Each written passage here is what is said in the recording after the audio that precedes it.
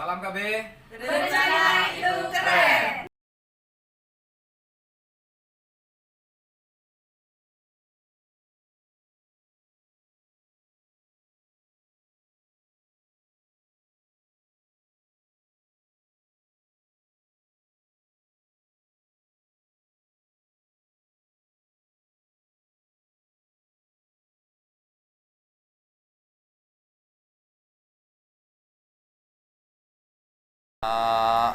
TT itu suntik TT itu 5 kali.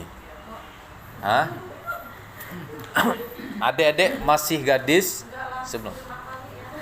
Enggak langsung 5 kali suntik. 5 enggak seperti itu. Itu minimalnya 5 kali seperti itu. Tapi yang terjadi sekarang itu kan suntikannya di mau menikah aja seperti itu. Sebenarnya bisa, Pak. Nanti itu kita apa aja sebenarnya. Program TT-nya bagaimana, tanyakan ke bidan seperti itu, Pak.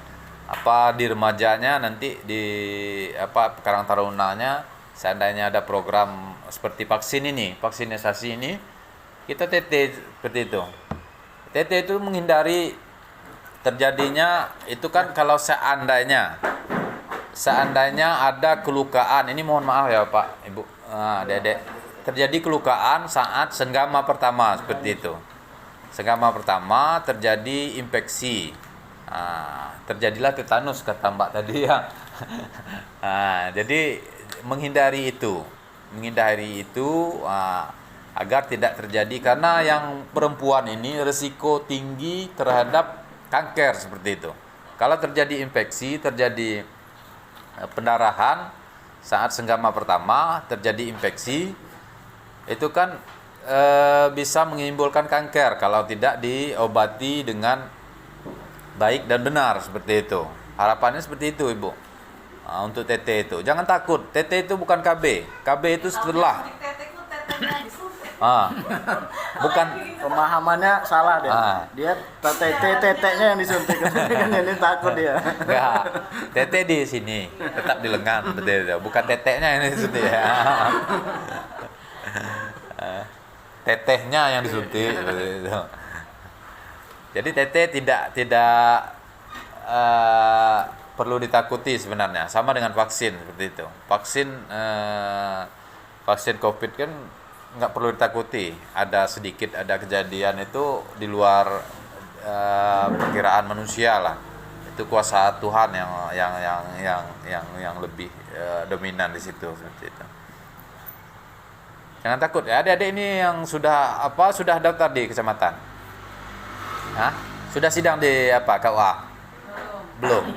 Nanti sudah sidang ketemu lagi sama saya. Ketemu lagi sama saya nanti di Balai Penyuluh seperti itu.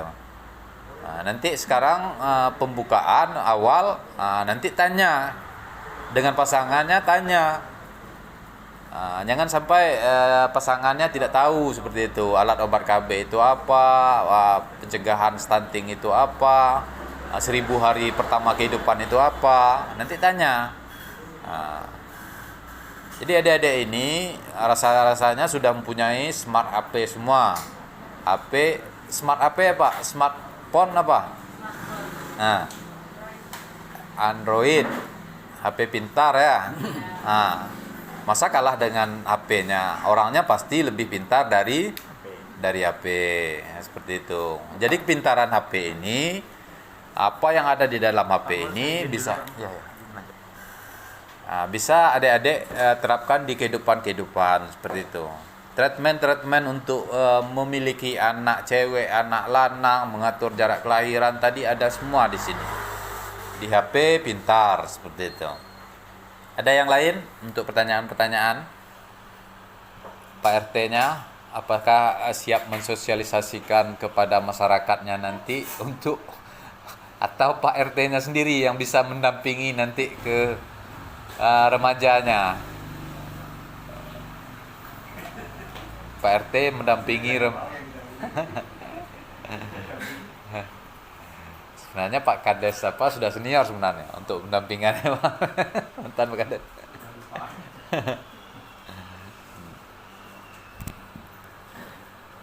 Ada pertanyaan? Yang calon nikah itu kalau yang mau nanya. Yang calon nikah sudah aplikasinya sudah. Yang pasangan tadi? Yang tak sudah? Belum. Hah? Enggak bawa HP.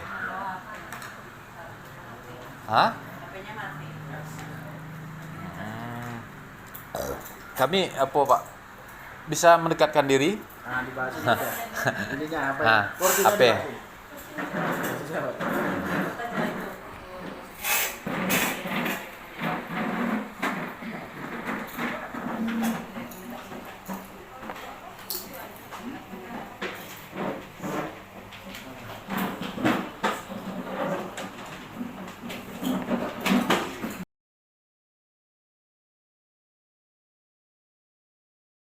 Kan nanti ikut kakak bapaknya, walaupun sudah berkeluarga, kami akan buat di BLT umpamanya kan. Itu kami nggak punya data, jadi kalian belum punya kakak dan belum berhak mendapat yang seperti itu. Itu yang pertama. Nah, nanti jangan diprotes, oh saya nggak dapat udah punya keluarga, karena kalian belum punya kakak sendiri. Jadi yang pertama setelah menikah itu diurus kakak, paham? Nah jadi ketika kalian nanti sudah menikah, tenang aja, dari desa kan ada bantuan ya untuk ibu hamil, ada tuh, nanti dapat dananya disediakan oleh desa. Kalau besarnya nanti nggak seberapa sih, tapi ada melalui apa itu? Susu ibu hamil. Nah, susu ibu hamil tuh, masih hamil aja kami Posyandu, beli susu. lewat posyandu ya. Nah, lewat posyandu itu dananya dari desa. Nggak nyampe itu aja, nanti kalian punya anak, dapat juga anaknya itu makanan Tambahan. makanan tambahan. Dananya dari mana? Dari desa juga. Nah, jadi Lewat posyandu juga. nah, lewatnya kemana kalau kalian di posyandu? Nanti aktif di posyandu, jadi dapat ibu hamil, nanti dapat anak juga dapat. Kalau mau dapat bantuan setelah nikah nanti jangan lupa kakaknya dulu diurus, bisa. Dia kan udah punya suami nih. Nah, nanti jangan nggak punya kakak, statusnya nggak jelas, nanti protes aja mau minta bantuan, katanya saya kok nggak pernah dapat gitu. Sementara kalian nggak mau ngurus kakak, ada yang kayak gitu. Nah itu nanti itu yang pertama, kakak diurus, nah, pindah, udah itu paham ya? Nah, udah, saya kira itu aja Pak kalau untuk kami. Kami juga ada acara di kecamatan hari ini sebenarnya. Hari ini? Iya, hari ini kami ada kecamatan. Jadi mungkin itu yang sementara yang kami sampaikan. Khusus untuk ini, siapa ini? Ika, nanti ada sesuatu yang mau saya sampaikan dengan Ika tentang pernikahannya. Oke ya, nanti ke ruang saya. Mungkin itu yang bisa saya sampaikan. Saya ini Assalamualaikum warahmatullahi wabarakatuh. Waalaikumsalam warahmatullahi wabarakatuh. Terima kasih Pak Kades. Untuk kegiatan Pak Kades dengan RT apa dilanjutkan sekarang atau kami memisahkan diri seperti itu Pak? Karena kami ada pendampingan terus manajer. Hah? Lanjut aja. Lama nggak nih? Hah? Lama nggak nih? Disuruh Nggak. minum dulu kita ini ada air nih. Sudah diminum tadi Pak.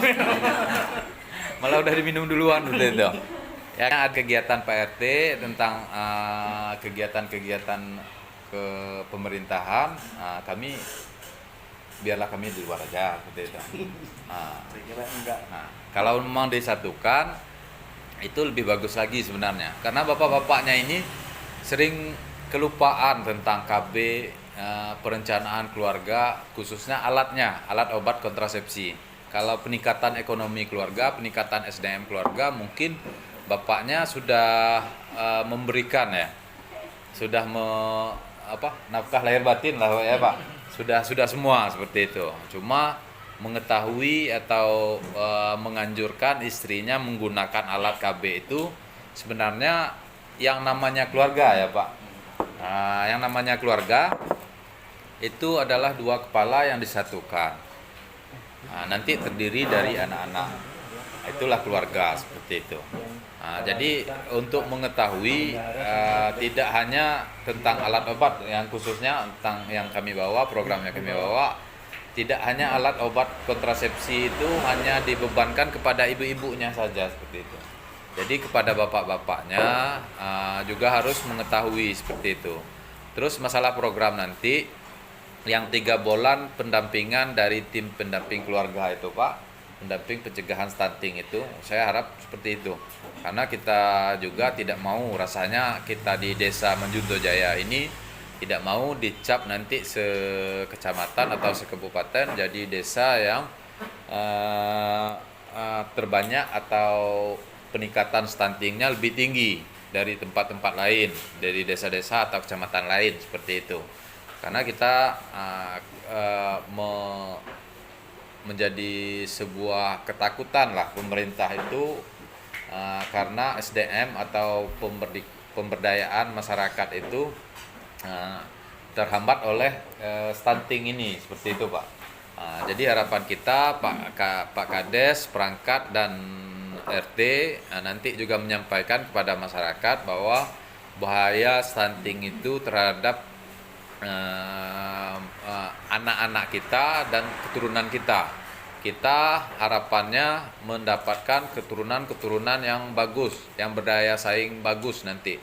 Karena saya sampaikan tadi di 2030 kita sudah mendapatkan bonus demografi. Persaingan hidup cukup kuat. Persaingan untuk mendapatkan hal-hal yang baik SDM, SDA-nya untuk mendapatkan faktor-faktor ekonomi atau kehidupan lainnya itu persaingan cukup kuat nanti.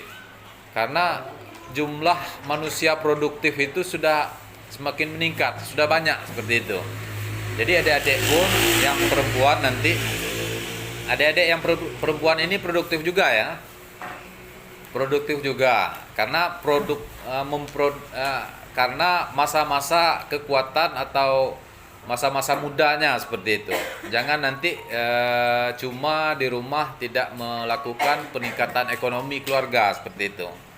Karena peningkatan ekonomi keluarga itu jangan dibebankan kepada pihak laki-laki aja. Jadi di masa-masa produktif ini, adik-adik ini lakukanlah hal-hal atau kegiatan-kegiatan yang positif seperti itu. Nanti jangan di rumahnya, kalau seandainya jadi ibu rumah tangga murni, itu kan kita mempunyai pekarangan rumah.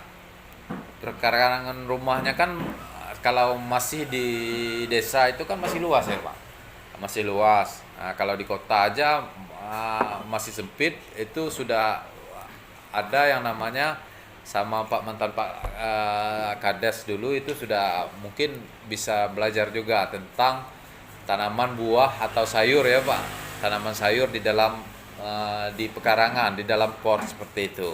Jadi itu salah satu walaupun kecil, itu salah satu untuk bentuk kita mempertahankan ekonomi keluarga kita seperti itu. Terus untuk kegiatan selanjutnya mungkin ada pertanyaan-pertanyaan dari Pak RT, dari tokoh masyarakat atau dari perangkat untuk kegiatan kita hari ini. Apakah ada pertanyaan-pertanyaan tentang nanti harapan kami tetap kawan-kawan yang hadir di sini tetap mensosialisasikan bahwa kita telah mempunyai tim pendamping keluarga untuk pencegahan stunting seperti itu. Saya persilahkan kawan-kawan kalau ada yang pertanyaan, kalau ada masukan-masukan kepada kami untuk kegiatan-kegiatan selanjutnya, apakah TPK ini perlu dibenahi lagi atau diberikan pelatihan-pelatihan nanti, itu urusan Pak Kadesnya memberikan pelatihannya seperti itu. Ada pertanyaan tentang pencegahan stunting atau alat obat KB seperti itu? Nah, tadi dari 2 orang tokoh yang saya tanyakan sudah tahu, alhamdulillah berarti. Harapannya warganya juga tahu KB istrinya apa seperti itu. Jangan tidak peduli dengan keluarga sendiri seperti itu. Ya. Assalamualaikum warahmatullahi wabarakatuh. Waalaikumsalam. Langsung saja di sini yang perlu saya pertanyakan adalah bahasanya untuk pendampingan terhadap calon pengantin itu adalah 3 bulan sebelum masa pernikahan. Ya. Di sini yang menjadi kendala adalah bahwasanya rata-rata untuk masyarakat di Desa Manjunto Jaya, mereka itu baru melaporkan rencana pernikahannya itu 1 bulan menjelang hari pernikahan. Dari situ kita otomatis kita nggak tahu siapa saja yang akan menikah. Jadi untuk tugas kami selaku pemerintah desa untuk memberitahukan kepada kader stunting ini otomatis terhambat karena kita nggak tahu siapa yang akan menikah. Kita paling cepat tahu itu sebulan sebelum mereka nikah, itu pun saat mereka mengajukan NA. Nah itu bagaimana solusinya itu Pak? Gini Pak, jadi program pencegahan stunting ini kan yang dari BKKBN, yang dimotori oleh BKKBN itu kan baru di tahun 2021 akhir, 2022 ini penerapan. Jadi untuk sosialisasinya itulah saya sampaikan tadi, harapannya kepada Pak RT, kepada perangkat itu tetap mensosialisasikan kepada masyarakat seperti itu Pak. Mensosialisasikan kepada masyarakat bahwa sebelum menikah ada baiknya adik-adik ini diserahkan ke TPK yang ada di desa untuk melakukan pendampingan pra pernikahan seperti itu. Karena kita tidak miris juga, karena kalau di kota itu sudah ada yang namanya lembaga-lembaga untuk pendampingan pernikahan. Setahun menjelang pernikahan itu sudah mereka menanyakan ke lembaga-lembaga seperti itu. Sudah konsultasi ke lembaga-lembaga itu seperti itu. Jadi untuk pernikahan-pernikahan yang baik, anaknya yang bagus atau apa itu sudah ada seperti itu Pak. Jadi butuh sosialisasi aja Pak. Disosialisasikan aja kepada yang kira-kira umur di atas 19 tahun. Itu kalau seandainya kita kan duga-duga aja. Kadang itulah masyarakat kan, yang namanya masyarakat itu yang namanya berkeinginan itu pas hari H aja. Pas hari H kadang 2 minggu, kadang mepet-mepet ke KUA. Itu kondisi yang ekstra sebenarnya sama KUA. Pas hari H baru melaporkan ke pihak desa atau ke keluarganya mau menikah seperti itu. Sebenarnya pacarannya udah lama ya, bertahun-tahun kadang. Mau nikahnya baru 3 minggu atau 2 hari, mau nikah baru melaporkan ke keluarga seperti itu. Jadi harapannya nanti adik-adik yang hadir di sini juga menyampaikan kepada kawan-kawannya yang kira-kira umur 19 tahun, datangi TPK kita, Tim Pendamping Keluarga Pencegahan Stunting. Di sini siapa? TPK-nya. TPK-nya PKK. PKK Bu Susi. Terus Bu Nuria, terus bidan desanya. Jadi untuk pendaftaran itu untuk apanya kita sudah lebih awal tahu seperti itu. Di 3 bulan pertama itu seandainya ini pengandaian kita karena program pemerintah itu pasti sudah dikaji untuk dilaksanakan di masyarakat. Di 3 bulan pertama menjelang pernikahan itu, semisal adik-adik ini terindikasi kekurangan gizi mungkin dengan tambahan gizi nanti bisa adik-adik bisa melangsungkan pernikahan lebih baik lagi seperti itu. Anak-anaknya tidak stunting seperti itu. Mungkin yang lain tentang program.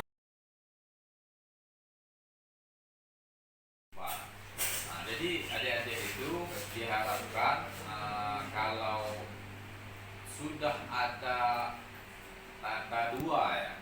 Kalau sekarang sudah ada bisa diperiksa. Kalau kehamilan itu sudah ada bisa diperiksa, sudah ada tanda 2, nanti itu diharapkan tidak di trimester pertama. Trimester pertama ini itu sungguh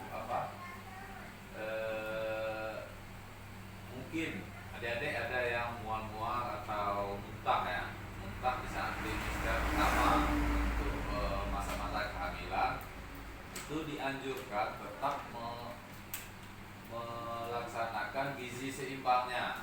Ini bukan memikirkan kita aja seperti itu, tapi anak yang bakal kita kandung itu trimester pertama itulah di dalam kehamilan itulah terbentuknya hormon-hormon untuk pertumbuhan anak seperti itu. Jadi adik-adik nanti seandainya ada mual-mual, muntah-muntah, itu walaupun mual, muntah, tetap asupan gizi untuk kita, untuk anak pun kita laksanakan seperti itu. Jangan malas makan, jangan malas mendapatkan gizi-gizi tadi seperti itu. Terus masalah-masalah yang bakal disampaikan oleh kami dalam pendampingan ini permintaan kami Pak Kades, permintaan kami nanti disosialisasikan juga kepada perangkatnya, kepada seluruh masyarakat agar melaporkan kepada calon pengantin, agar melaporkan ke kader PPK kami Pak, agar didampingi hal-hal yang perlu pendampingan. Misalnya pendampingan yang perlu didampingi itu yang masalah berat badannya, kekurangan, mungkin berat badan ini ada yang keberatan, ada yang keringanan Pak. Jadi mungkin perlu pendampingan nanti, karena faktor ideal setelah menikah itu untuk melahirkan anak, untuk pencegahan stunting tadi itu ada angka standarnya. Jadi angka standar itulah yang diharapkan dicapai oleh adik-adik nanti. Terus yang berikutnya mungkin masalah KB, kami mohon kepada Bu Nuria untuk menjelaskan sedikit tentang beberapa alat obat cara KB. Pada Bu Nuria kami persilakan. Tidak apa-apa. Kader harus bisa. Harapannya kader harus bisa untuk menjelaskan, karena kader kan walaupun dengan bahasa santai sederhana seperti itu. Ya.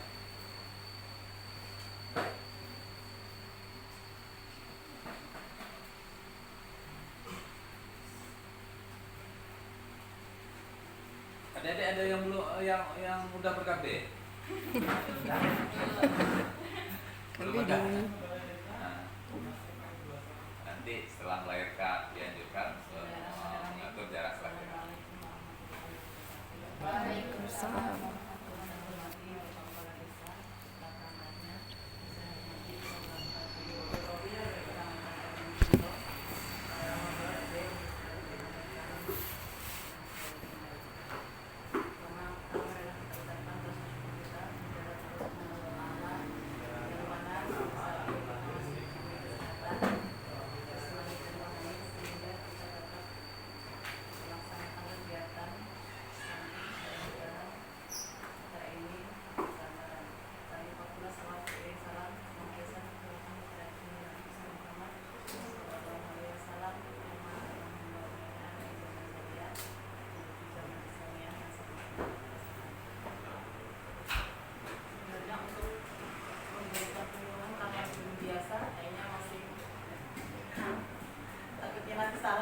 Enggak apa-apa, nanti diluruskan. Yang penting kadernya bisa menyampaikan kepada masyarakat bahwa alat kami itu ada.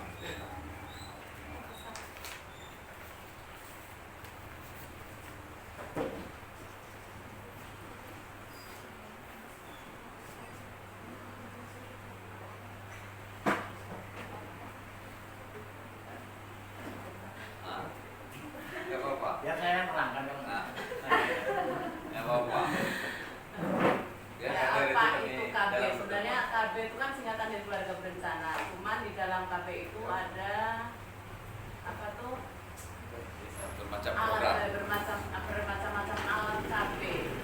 Sebenarnya tujuan KB itu untuk menjaga jarak kelahiran. Jadi di situ ada KB IUD, ada KB implan, suntik, terus MOP, MOW dan pil. Jadi di sini untuk calon ibu muda nih ya, sebelum melahirkan, sebelum kita mempunyai anak, kita tidak diperbolehkan untuk BKB. Jadi BKB itu untuk ibu-ibu yang pasca melahirkan. Jadi untuk menjaga jarak kelahiran anak. Jadi untuk tujuan ber-KB itu setelah kita melahirkan baru kita ber-KB. Itu pun harus konsultasi dengan bidan desa ataupun petugas kesehatan yang tahu dengan KB. Jadi untuk dalam ibu-ibu muda ini kita harus di dalam ber-KB itu kita harus ada kerjasama dengan suami. Jadi kita harus dapat izin dan kita harus konsultasi dan harus tahu apa yang cocok dengan alat KB itu yang akan kita pakai. Nggak asal kita memakai alat KB tanpa tahu apa yang harus kita pakai. Jadi untuk persiapan kedepannya untuk calon ibu muda ini harus tahu kesehatan, terus saat ber-KB dan kapan kita ber-KB. Mungkin itu saja dari saya karena saya masih belum banyak biasa menyampaikan, jadi agak bingung apa sebenarnya banyak, tapi saya bingung gimana menyampaikannya. Jadi mungkin itu saja. Nah, ini wassalamualaikum warahmatullahi wabarakatuh. Waalaikumsalam. Terima kasih Bu Nuria. Nah, sebenarnya gini Pak Kader, kami itu kan ada kader KB di sebetulnya ya. Kader KB itu sebenarnya mungkin di dalam forum tidak bisa menyampaikan secara face to face, orang per orang, beliau bisa menyampaikan gitu. Nah, karena di dalam forum mungkin untuk menyampaikan atau berpendapat itu kan perlu talent tinggi sebenarnya. Nah, jadi kurang berani lah, kurang agak grogi nampaknya. Ya, saya jelaskan sedikit tentang KB. KB itu kan program pemerintah tentang keluarga berencana. Adik-adik ini akan merencanakan keluarganya nanti, pasti merencanakan mau dibawa kemana, seperti lagu ya, mau dibawa kemana nanti keluarganya, apa setelah ini 2 bulan setelahnya kita langsung ke KUA, ke pengadilan agama, bisa lagi enggak kan, pasti merencanakan ke depannya sakinah mawaddah warahmah. Nah, harapan kita kan seperti itu. Jadi seperti yang saya sampaikan dulu ya tadi, KB itu kan salah satu indikatornya alat obat kontrasepsi. Alat obat kontrasepsi.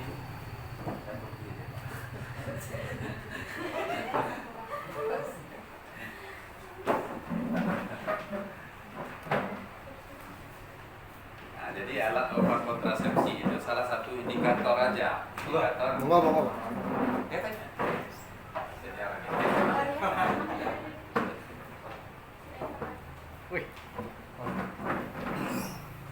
Jadi alat kontrasepsi itu salah satu indikator aja, indikator untuk menciptakan keluarga berencana tadi. Adapun kegiatan-kegiatan lainnya ada tertentu di lingkungan kita sendiri Pak. Cuma itu tadi kalau masalah kegiatannya, pembentukannya kami sudah melakukan pembentukan seperti BKB, Bina Keluarga Balita itu di Posyandu. Bina keluarga remaja itu kadang ibu ini nebeng seperti itu. Nebengnya di kadang di apa Bu? Nebengnya BKR. BKR di Posyandu.